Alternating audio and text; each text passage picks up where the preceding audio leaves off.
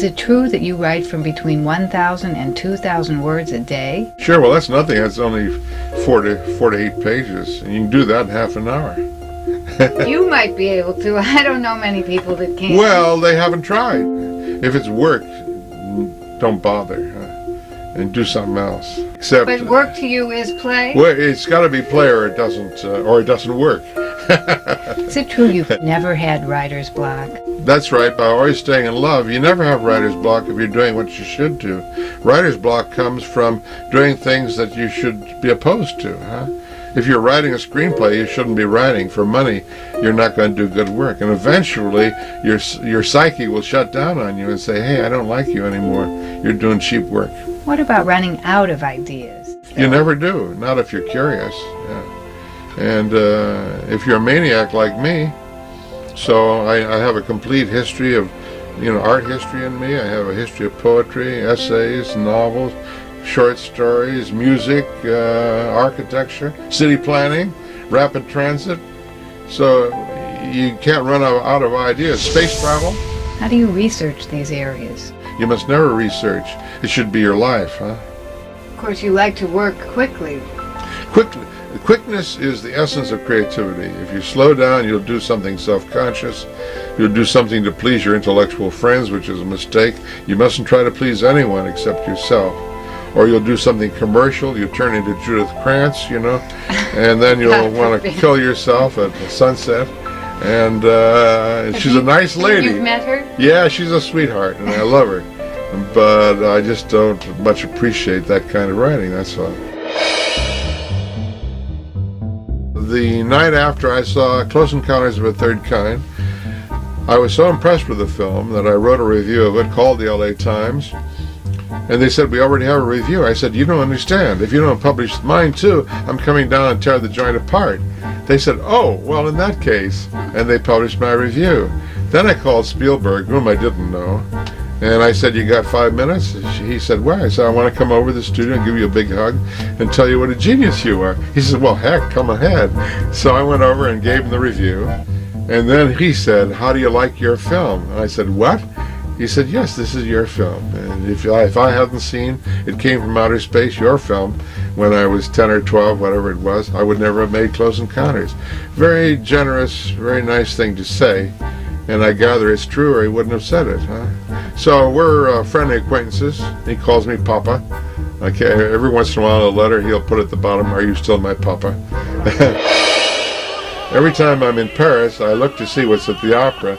And if it's Tosca, I'm over there so fast that I knock people down. And when the curtain goes up, within 2 seconds I'm crying, huh?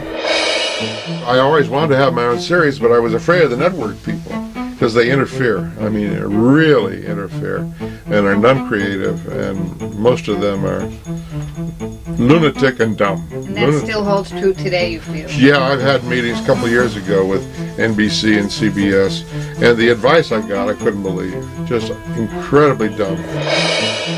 People were far more terrified in that time than they should have been, because I came right out and called McCarthy a son of a bitch, and all the people around him. Searches for legitimate criminals is one thing.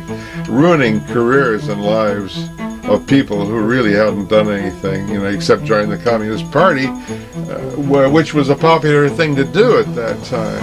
It was dumb. I mean, it was stupid, if you really look at the history of communism. But nevertheless, they weren't stealing secrets or bombing people, that sort of thing. There's no censorship. Everyone gets to do what they want in our society. You want to paint a picture, you paint a picture. No one's stopping you. No, but if you want to sell it to a national gallery or have it displayed, that's something else again. But if they don't want it, if they have certain rules about profanity or nudity or whatever, or crucifixes and urine, fine, that's swell. Go form your own gallery. I've known many artists years ago, 8 or 9 artists, rent a space and hang their pictures. You mustn't expect your society to support you. Why should it? A lot of madness goes on in every civilization, and ours is the cock. We don't have any statistics on how many marriages have been destroyed by the freeway, because people kid themselves they can live out in Thousand Oaks and commute. You can't. It takes 3 hours a day to do that.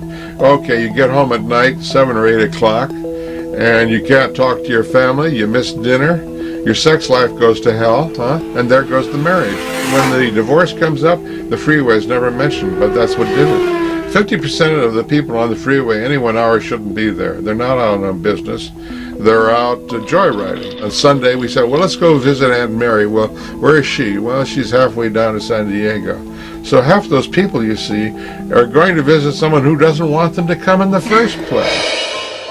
I write all my plays free. I write all of my novels. No one pays me to write my novels or my short stories or my poetry. And when I finish them, I send them out. But they pay you when they publish them. Ah, if they get published, yeah. But a lot of them don't, you see. And what's the percentage? It's very small. Well, nowadays, of course, it's high. But when I was in my 20s and 30s, my wife worked to support me, you see. So I was making $30 a week when I was lucky, when I was 29. See, you got to work free most of your life and do what you love. In theater, you never get anything. I've never made a penny, and I've put on 20 plays now.